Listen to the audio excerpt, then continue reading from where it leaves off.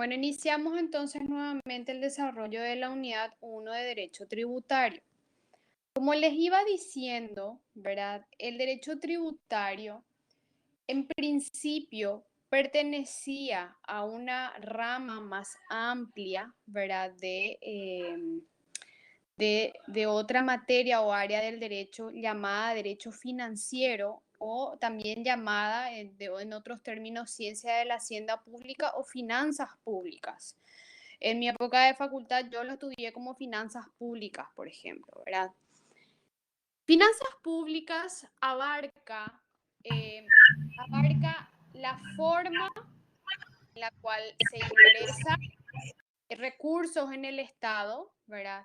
También cómo se gasta, cómo se invierte, cómo se contrata, cuáles son las instituciones que participan dentro de este sistema de administración pública y los órganos de control de los ingresos, de la utilización de los ingresos que tiene el Estado, ¿verdad? Entonces, vemos que hay varias actividades comprendidas dentro del estudio del derecho financiero. Como el derecho financiero era tan complejo, tan largo, ¿cómo se dice?, tan amplio, una corriente doctrinaria señaló que, teniendo en cuenta que los ingresos de fuente tributaria, los impuestos, tasas y contribuciones, básicamente, ameritaban un análisis más especializado, es que nació el derecho tributario. Por eso decimos que el derecho financiero es como el hijo del el derecho tributario es como el hijo del derecho financiero, ¿sí? Porque el derecho tributario nada más que se encarga del estudio, ¿verdad?, de los ingresos de fuente tributaria, que es una de las tantas formas que el Estado capta recursos para poder sufragar sus gastos, ¿verdad? Entonces, el derecho tributario se ocupa solamente una parte de los ingresos públicos porque el Estado puede recibir ingresos de muchas formas, no solamente con los impuestos, tasas y contribuciones, y es pero solo sobre los impuestos, tasas y contribuciones es lo que nosotros vamos a estudiar, ¿verdad? Que es suficientemente complejo, ¿verdad? Por sí solo, ¿verdad? Como ahí dice, ¿verdad?, en nuestro material, en exclusividad a los ingresos tributarios provenientes de los impuestos de las tasas y las contribuciones que nítidamente aparecen dentro del esquema que informa el contenido del derecho financiero como de ingresos del derecho público. Entonces, siempre cuando hablamos del derecho financiero, del derecho tributario, siempre nos estamos refiriendo a una rama del derecho público, es decir, del Estado actuando como ente soberano, porque a nosotros nos preguntan si queremos o no queremos pagar impuestos. Nosotros somos sujetos incididos, estamos dentro del margen de personas que realizan tales actividades económicas o que superan cierto nivel de ingreso, entonces sí o sí te incluyen dentro del impuesto a la renta personal, etcétera, etcétera, ¿verdad? Entonces, ahí vemos que el Estado no actúa preguntándote o en condición de igualdad con el ciudadano, sino con una potestad tributaria, ¿verdad?, como ente soberano, ¿verdad? Entonces, el derecho tributario es por eso que es parte del derecho financiero, y el derecho financiero es mucho más amplio y más extenso en contenido. ¿Hasta ahora me están escuchando bien, gente?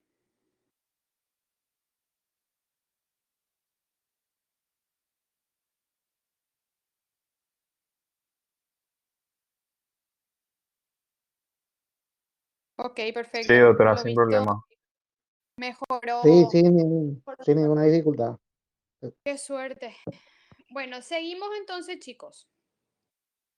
Como les iba diciendo, ¿verdad? El derecho tributario siempre va a ser una rama del derecho público. Esto guárdenlo, anótenlo, márquenlo, porque es pregunta de examen, gente, ¿verdad? ¿De qué rama es? ¿Del derecho público, de derecho privado? Tienen que saber que es de derecho público siempre. Entonces, es eminentemente derecho público, se relaciona también con otras ramas del derecho, ejemplo, derecho constitucional. ¿Por qué? Porque vamos a notar, ¿verdad? Al hacer una revisión de la Constitución Nacional, que existen artículos, ¿verdad? Referidos al impuesto, ¿verdad? Ejemplo, de la prohibición de la doble imposición, que es que no te pueden cobrar dos impuestos o grabarte una misma actividad económica con dos impuestos, ¿verdad? Entonces, esa es un principio justamente que salvaguarda la economía o el derecho económico particular de las personas. Porque es cierto que se entiende que, bueno, si vos sos ciudadano de un país, de alguna forma tendrías que contribuir a subvenir los gastos de toda la maquinaria estatal, pero tampoco de que vos estés pagando dos o tres impuestos por la misma actividad económica, ¿verdad? Entonces, porque lo que se busca es que todos contribuyan, no que te exploten o maten, ¿verdad? Tu economía o te maten económicamente, ¿se entiende? Entonces eso es muy importante. Estoy justamente buscando el artículo constitucional para mostrarles. Justo moví el lugar en donde estaba y ya se me perdió. A ver.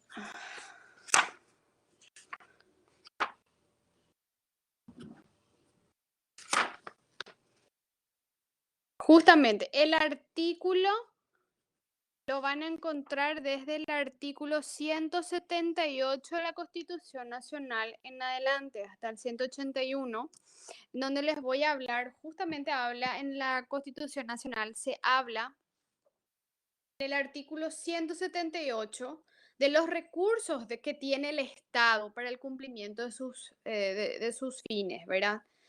Y dice luego el artículo 178, para el cumplimiento de sus fines el Estado establece impuestos, tasas, contribuciones y demás recursos. Entonces, mínimo tenemos tres formas de ingreso estatal: los impuestos, tasas y las contribuciones, ¿verdad? Explota por sí o por medio de concesionario los bienes de su dominio privado. Los bienes de dominio privado son aquellos que pertenecen al Estado, pero que no puede utilizar todo el mundo. Ejemplo, siempre doy como ejemplo de, bueno, sabemos que la patrullera de la comisaría de Arroyo Seco pertenece al Estado, pero no por eso yo me voy a ir a la comisaría ni corta ni perezosa, voy a agarrar, llevo la llave y me voy y me paseo en la camioneta de la comisaría. Y tampoco puedo decir, ah, no, yo pagué, mira, yo soy contribuyente del IRP y también pago el IVA y yo pago siempre el mes y yo pago tanto y por eso yo puedo utilizar. Entonces, cuando hablamos que es de dominio público, decimos de que puede utilizar todo el mundo. Ejemplo, Ñuazú, el Parque de Paseo Villa Elisa. Puede usar todo el mundo, es de acceso, utilización o usufructo de todo el mundo, pero cuando hablamos que es de bienes de dominio privado, nos referimos a que son bienes del Estado, pero destinados para cierta actividad en específica y que no está destinado para que todo público utilice. ¿Se entendió? ¿Hasta acá estamos bien?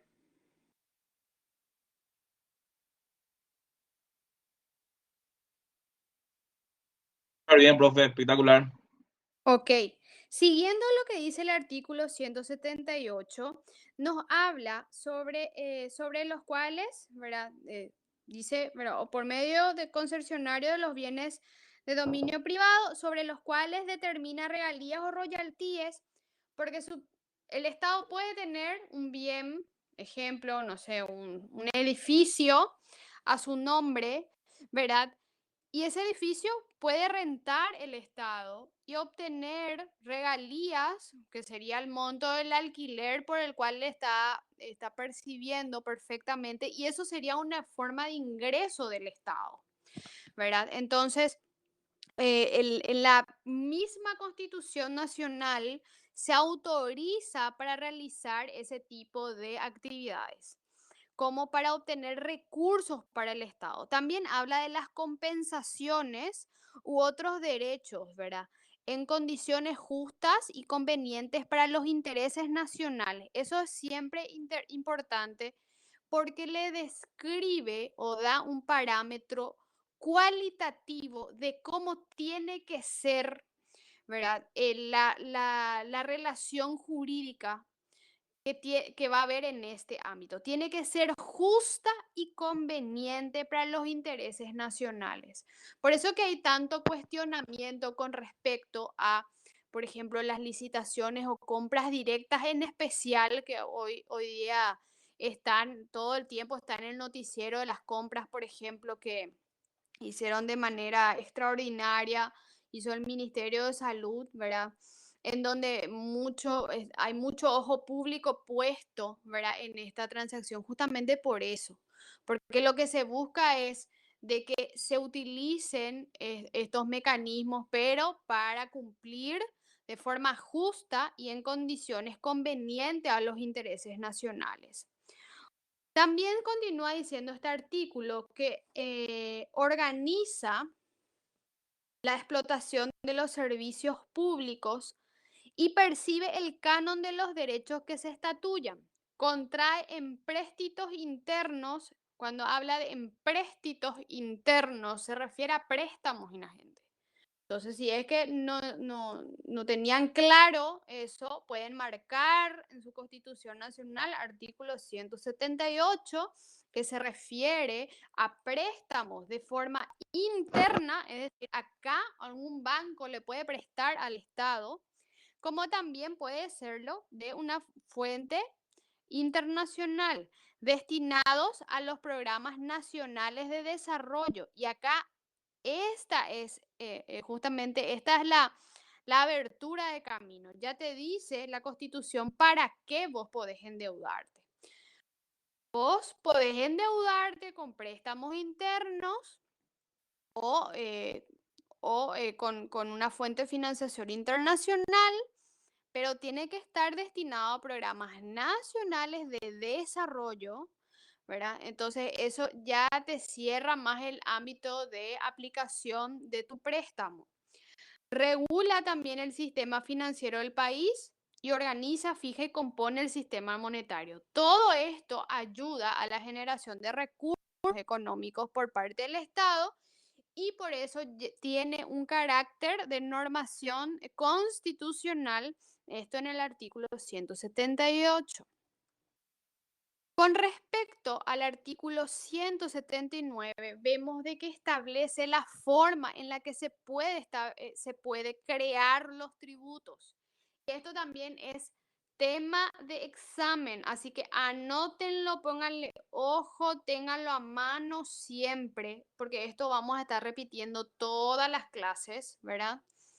En el artículo 179, la Constitución misma ya nos dice que todo tributo, es decir, impuesto, tasa, contribución, cualquiera sea la naturaleza o denominación, pero que tenga en esencia ese carácter de impuesto, tasa y contribución, ¿verdad? Será establecido exclusivamente por la ley y esto es pregunta de examen, así que no me pongan que por decreto del Poder Ejecutivo, por resolución del Ministerio de Hacienda, ni nada por el estilo. Por ley se tiene que hacer, no hay tributo sin ley. Entonces, siempre, siempre, siempre para que se le pueda imponer un tributo, porque recuerden que estamos en un ámbito de aplicación del derecho público. Para que una norma de derecho público sea imponible a un sujeto particular, debe ser ley, gente. Entonces, esto no es diferente, así como lo es en el derecho penal, que tiene que estar en el Código Penal, que es una ley. también en el derecho tributario se aplica ese mismo principio. Si no está en la ley tributaria, no existe. Y la interpretación es prácticamente la misma, es una interpretación restrictiva. Entonces, siempre, siempre, siempre va a ser establecidos por la ley, pero acá nuestra Constitución dice, ¿a qué tiene que responder cuando es que vos estás creando un tributo o un impuesto o una tasa? Dice que tiene que responder a principios económicos y sociales justos, así como a políticas favorables al desarrollo nacional. También es también privativa de la ley y acá justamente establece, bueno, se tiene que establecer el impuesto por ley. Pero, ¿qué tiene que decir? O sea, no es que yo puedo decir, bueno, se establece el impuesto a la renta personal, punto. Y terminó ahí, entonces existe el impuesto a la renta personal y que queda a cargo, por ejemplo, del ministerio establecer para quiénes va a ir esa carga. No. Dice el artículo 179 en su última parte que también es privativo de la ley. ¿Qué quiere decir eso? Solamente por ley puede decir a qué actividad económica se le va a aplicar el tributo, quiénes son los sujetos obligados y el carácter de ese sistema tributario. O sea, sí o sí se tiene que establecer todos los elementos de la relación tributaria que vamos a dar en la clase siguiente, ¿verdad? Porque la relación tributaria tiene un sujeto activo que es el Estado, un sujeto pasivo que es la persona del contribuyente. Tiene un objeto, ¿verdad? Que es el tributo. Después tiene una causa, que es la actividad económica que desarrolla la persona, ¿verdad? O sea, que si vos sos comerciante, entonces y sos un pequeño comerciante, tenés que pagar tal impuesto. Pero si tu empresa es una grande empresa, entonces tiene que pagar tal impuesto. Entonces, también está todo establecido y clasificado los sujetos incididos, ¿verdad? Y también tiene que estar establecido cuánto va a ser el porcentaje que se va a aplicar sobre la renta. Entonces, la renta es sobre el monto de dinero que vos generás para poder establecerse el impuesto. Es decir, de 100 millones, el 10% es el impuesto que vos tenés que pagar, ¿verdad? Entonces, todo eso tiene que estar ya en la ley y esto lo dice el artículo 179 en su última parte. Es privativo de la ley, dice. Que quiere decir, cuando en derecho se utiliza esa referencia, se dice que solamente por ley se puede hacer esto. Entonces, no sé si se recuerdan, pero hace cuestión de 2 años atrás, creo que eran 2 años. 2 o 3 años. La verdad es que no me recuerdo muy bien en qué época era, pero recuerdo que hubo una gran controversia entre la Asociación de Contadores de Paraguay, la viceministra de Tributación en aquel momento y también Nora Ruoti, que incluso llegaron a las demandas judiciales con la viceministra, porque ellos decían que se rompía justamente, que había un carácter inconstitucional con respecto a que la Subsecretaría de Estado de Tributación, por medio de un reglamento, hizo como una especie de ampliación de los sujetos obligados a la percepción de un tributo. En aquel entonces estaba por implementarse el impuesto a la renta personal. Entonces, se generó todo un desastre con respecto a eso. Recuerdo que se había interpuesto amparos, incluso, ¿verdad? Con respecto a eso, o sea, como para que se den cuenta y se ganó esas demandas, gente. O sea, se ganó esas acciones de inconstitucionalidad. ¿Por qué? Porque justamente aludiendo a esta última parte del artículo 179, y eso quiero que lo tengan muy en claro, ¿sí?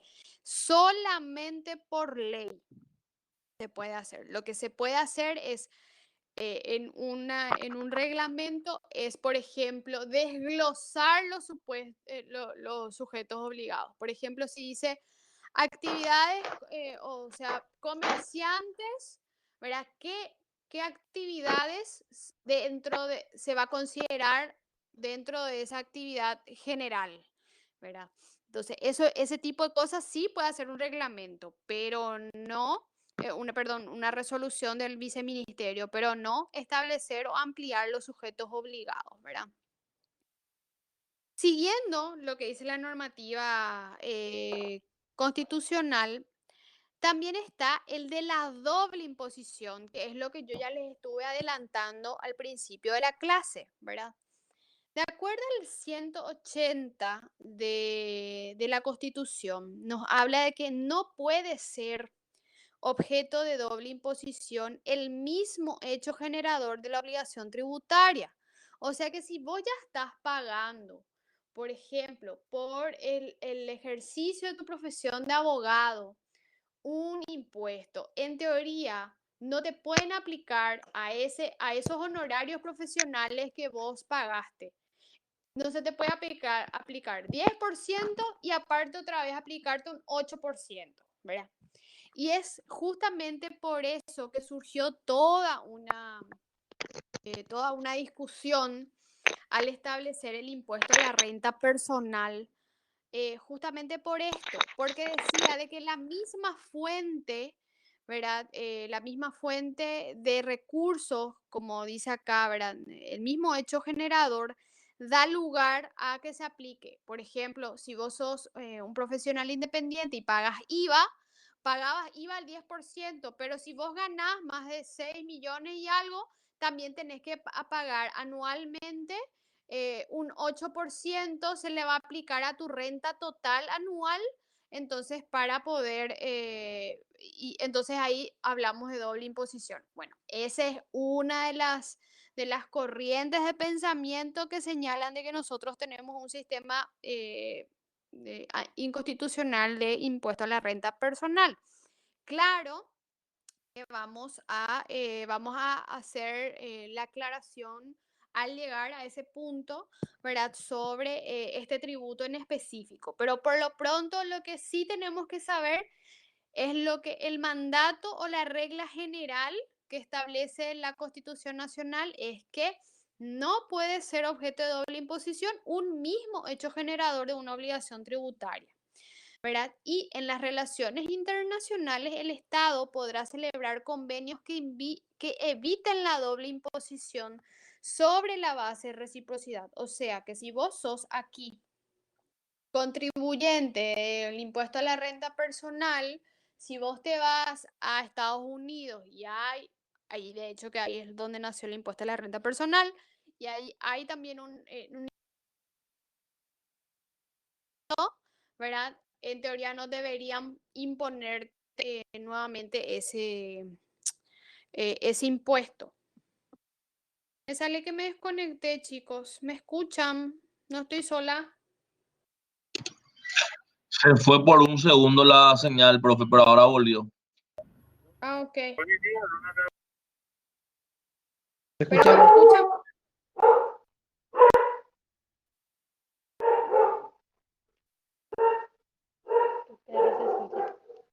Ok.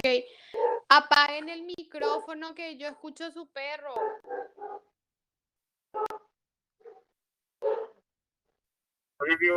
Ay, don Ávila.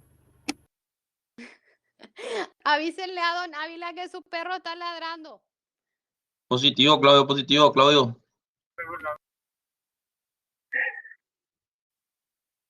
Mejor díganle que su computadora tiene vida. Vamos a seguir la clase, chicos. Bueno, siguiendo con lo establecido en el artículo 181, nos da otra regla de juego también la Constitución Nacional con respecto a cómo debería aplicarse el tributo, ¿verdad? Y nos da la regla de oro, que es la igualdad. Pero ¿en qué lo que dice o cómo debería ser interpretada esta igualdad? La igualdad debe ser interpretada en el caso de que seamos sujetos imponibles de un tributo, ¿verdad? Yo, como abogada, ejerzo y trabajo y me piden el 10%, de lo que yo facturo, no le pueden a Luis Viñales, que ejerce la misma actividad que yo, también está haciendo exactamente lo mismo que él, nada más que al 5% o al 2% nomás facture, ¿verdad? O tiene que pagar o contribuir como impuesto.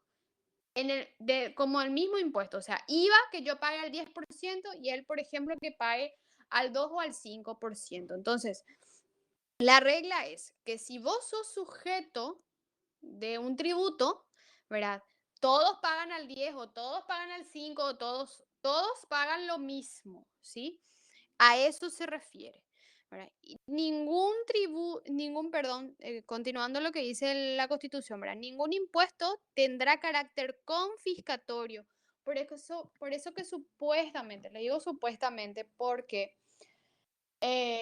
hay mucha discusión en doctrina con respecto a eso. Cuando hablamos del carácter no confiscatorio de un impuesto, se supone de que a vos te tienen que aplicar un quantum impositivo, es decir, un porcentaje conforme a tu capacidad tributaria o a la capacidad que vos, de recursos que vos generás. Y es en ese contexto que, por ejemplo, ¿verdad? El impuesto a la renta personal antes establecía un porcentaje de 8% para rentas que no superaban tantos millones, y si superan ese rango de millones, pues pagan el 10%. Entonces, supuestamente a mayor cantidad de dinero o riqueza que vos tengas, entonces vos más tenés que pagar, y si generás menos, menos, ¿verdad? ¿Por qué? Porque lo que se busca es, bueno, sacarte una parte de lo que es tuyo o de lo que vos generás, pero sin matar tu economía, en teoría, ¿verdad? Siempre todo en teoría, porque sabemos de que hay sectores que son muy vulnerables y que los impuestos pueden incluso poner en peligro a todo un sector económico.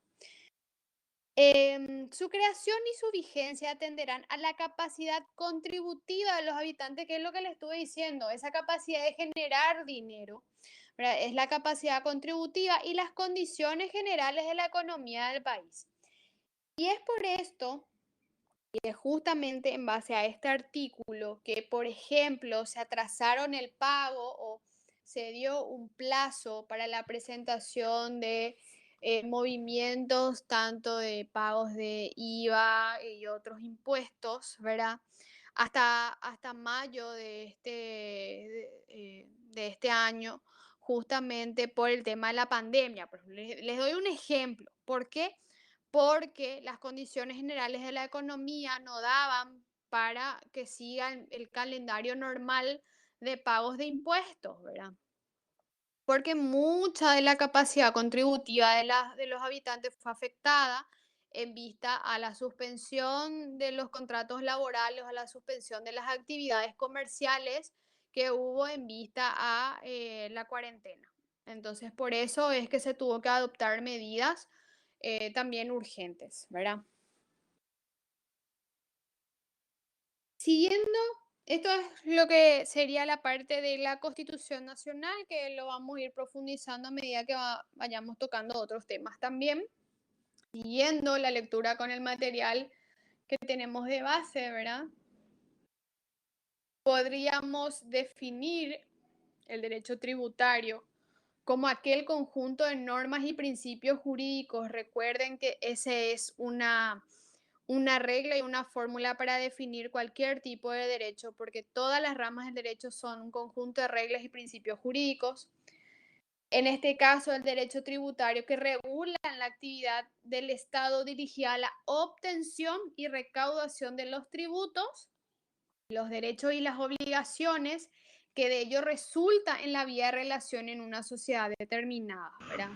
Entonces, ese es el concepto que nosotros vamos a considerar de derecho tributario, así que anótenlo porque es tema de examen y que no se les confunda con otros, ¿sí? ¿Hasta acá estamos bien?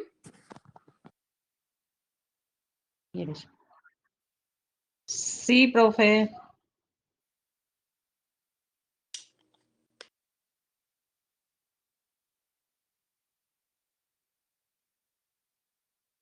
Bueno, seguimos entonces con el concepto o qué es lo que vamos a entender nosotros como tributo.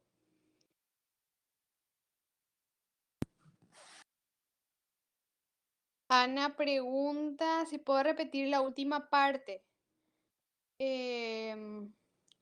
Ana, vas a ver en el concepto de derecho tributario, es lo que estaba leyendo yo, sobre que ese es el tema de examen. Que tengan eso presente. No sé a qué exactamente, porque dije tantas cosas en la última parte que ya no sé más ni qué es lo que dije.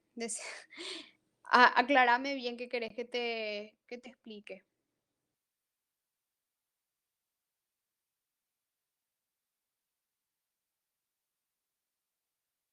Profe, ¿hasta qué hora va esta clase? Hasta que terminemos la lección 1, porque yo a las 18:30 tengo que comenzar con Civil Familia. Siempre vamos a tener este horario de las 5. Los días que tengo la clase con los otros chicos, es muy probable que esta sea la hora en que pueda tener la videoconferencia. Otros momentos del día me es complicado. Pero vamos a ir viendo día por día, de acuerdo a cómo vamos avanzando. Ok, gracias por la aclaración, profe. Siguiendo el concepto de tributo, vamos a entenderlo como toda prestación pecuniaria, es decir, plata, Gina, lo que quiere decir, ¿verdad? Prestación, esa cosa que vos das, pecuniaria de plata, debida al Estado o a otro organismo de derecho público, por ejemplo, tu impuesto inmobiliario lo pagas a la municipalidad, por ejemplo, pero un impuesto, ¿verdad? Por los sujetos obligados que somos nosotros, en virtud de una norma legalmente establecida para satisfacer los requerimientos del desarrollo nacional. O sea que es como un pago que vos haces por el crecimiento del desarrollo nacional o para subvenir los gastos del Estado, porque finalmente el Estado a vos te protege, a vos te presta ciertos servicios que son indivisibles, como el de salud, el de las calles, para bien o para mal, finalmente son servicios, entre comillas, que vos recibís de parte del Estado, ¿verdad? También hay otros conceptos que lo van a ver ahí, ¿verdad? Que es un recurso del Estado que obtiene por medio de la coerción que nace su poder de imperio, que es una prestación obligatoria comúnmente en dinero exigida por el Estado en virtud de su poder de imperio. Pero si se dan cuenta, siempre es de que el Estado coactivamente le impone a los sujetos obligados, es decir, a los ciudadanos que contribuyen o que forman parte tienen ciertas las características de sujetos contribuyentes, ¿verdad? Para sufragar los gastos del Estado, ¿verdad? Con respecto al punto de la autonomía científica y didáctica del derecho tributario, ¿verdad? Vemos que en los inicios el derecho tributario aparece como una especie de apéndice dentro de la materia de economía política, luego de aquí se desglosa y pasa a ser como una especie de lección, y de hecho que hoy día sigue siendo una lección dentro del programa de desarrollo de finanzas públicas. Hay justamente una lección que se llama derecho tributario, ¿verdad? Y se estudia básicamente los principios básicos del derecho tributario de una forma muy somera, ¿verdad? Y luego nosotros aquí lo incorporamos, ¿verdad? En 1967, ¿verdad? Dentro del programa de estudios como una materia separada, ¿verdad? Conocida como derecho tributario, y es ahí donde se consolida la autonomía científica y didáctica de esta materia por su especialidad, ¿verdad? También otras carreras lo estudian, ¿verdad? En ciencias económicas, también en la economía política se lo toca siempre, ¿verdad? Y por mucho tiempo estuvo, como ya les dije, subyacente o incluida dentro de finanzas públicas o incluso dentro de derecho administrativo. ¿Por qué? Porque son materias afines. Y por lo general, por ejemplo, primero das finanzas públicas, luego das derecho tributario, Nosotros en nuestra época de facultad primero dimos derecho administrativo, luego dimos finanzas públicas y luego dimos derecho tributario. Y tributario tenías en el último año como para recibirte y era uno de los coladores, por decirlo así. Ahí siempre se aplazaba la gente, ¿verdad? Espero que ese no sea la realidad nuestra. Que todo me den 70, eso espero. Y continuando con el desarrollo de nuestra lección, vamos a tocar el último punto de esta lección, que es la relación que tiene el derecho tributario con otras disciplinas del derecho. Como ya estuve hablando al desarrollar esta parte de la autonomía didáctica, ¿verdad? Es evidente que el derecho tributario tiene una relación súper, ¿cómo se dice?, muy afín a ciertas materias. Ejemplo, el derecho constitucional, les estuve leyendo los artículos de la Constitución Nacional en la cual se incluyen ciertas reglas de oro del derecho tributario, ¿verdad? También les había hablado del derecho administrativo, que básicamente establece la forma en que debe administrarse el Estado y los órganos que están facultados por ley para hacerlo. También con el derecho civil, ¿verdad? También se relaciona porque varios actos, contratos, actuaciones y actividades propias de estos ámbitos del derecho se hayan alcanzados por un tributo como materia imponible. Entonces, evidentemente existe, por ejemplo, el contrato de prestación de servicios, por lo general, conlleva siempre el pago de un tributo del 10%, ¿verdad? Y eso entonces ahí vemos de que un acto civil, un acto privado civil, puede estar relacionado con un tributo, ¿verdad?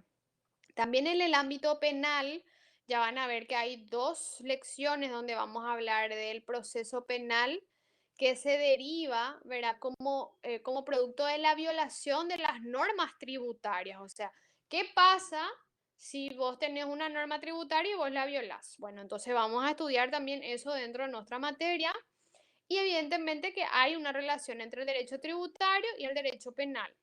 También en el derecho con el derecho procesal, ¿por qué? Porque las normas del proceso que se aplican en el ámbito de un sumario, del sumario administrativo, en materia, por ejemplo, de inconsistencias con tu declaración jurada, se abre un sumario por parte de la Subsecretaría de Estado de Tributación, se aplican las normas de derecho procesal con respecto a plazos, etcétera, etcétera.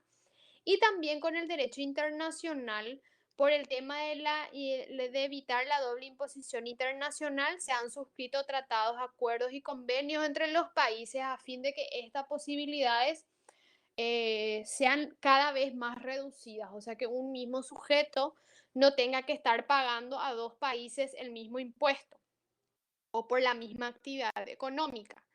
Entonces, eso también va a ser muy importante y vamos a ir desarrollando y tocando cada una de estas relaciones a medida que vamos desarrollando los contenidos de nuestro material. Y bueno, así concluimos entonces lo que sería el desarrollo de la unidad 1, que es lo que quería empezar a desarrollar hoy. Mañana, o si es que mañana no es posible, vamos a ver si otro día o sábado podríamos desarrollar la de hecho que vamos a estar coordinando por vía WhatsApp y siempre van a tener a disposición las grabaciones de las conferencias, así que no se preocupen con respecto a eso, que si no alcanzan la clase, pues lo van a poder ver o escuchar en todo caso en otro momento, ¿sí? Y les voy a estar compartiendo el link una vez que el sistema me genere la grabación, lo voy a estar compartiendo por el grupal. Gracias, profe. Brillante la clase, como siempre. Gracias, gracias. Profe, esta materia no tiene un día definido así exacto todavía, ¿verdad? ¿O sí? Sí tienen los días definidos, son los lunes y los miércoles, pero yo no sigo esos días. ¿Por qué? por el tema que, suponte que, y ya me pasó y gracias a Dios hice, ¿verdad? Si yo hacía el mes pasado, por ejemplo, solamente los días que me decía la facultad y no como lo hice, que todos los días iba dando una clase. Por ejemplo, hubo 2 veces que no fue posible conectarnos, por ejemplo. ¿Por qué? Pues la red estaba súper saturada y los chicos no me escuchaban y yo tampoco podía, o sea, el internet falló. Entonces, yo prefiero hacer pequeñas sesiones y vamos avanzando, ¿verdad? Pero los primeros días ya, entonces es mucho más relajado todo al final de mes. Entonces, por eso es que les pido que hagamos un esfuerzo. Yo sé que ustedes tienen otras materias también, por eso les doy la posibilidad de grabar las clases y de escucharlo después, ¿verdad? Entonces, eso es lo bueno de una clase virtual, que siempre es accesible, o sea, no hay pérdida. No es como una clase presencial que no asististe, ya no asististe, ¿verdad? Entonces, por eso es que quiero hacer también eso porque me sirvió muchísimo con los otros grupos, ¿verdad? Entonces me gustaría también hacer lo mismo con ustedes, si están de acuerdo, ¿verdad? Genial, profe. Generalmente las demás clases tenemos Genial, un de poco más. acuerdo.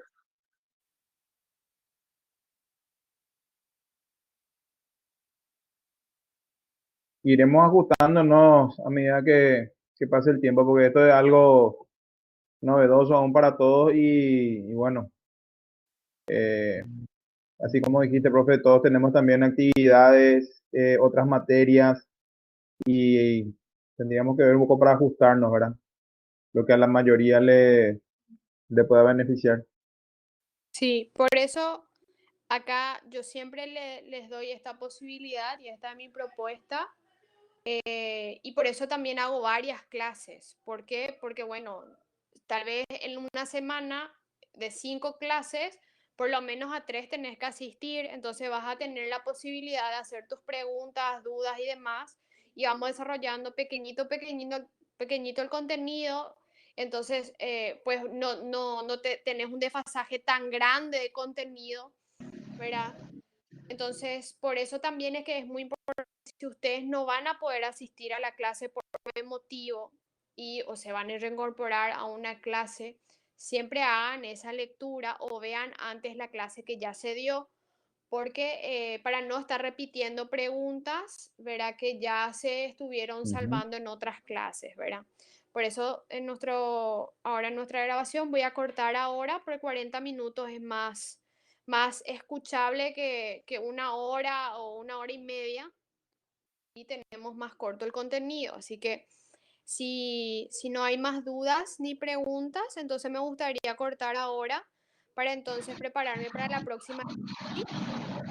Dale, profe. Gracias. Perfecto. Brillante, Listo, profe.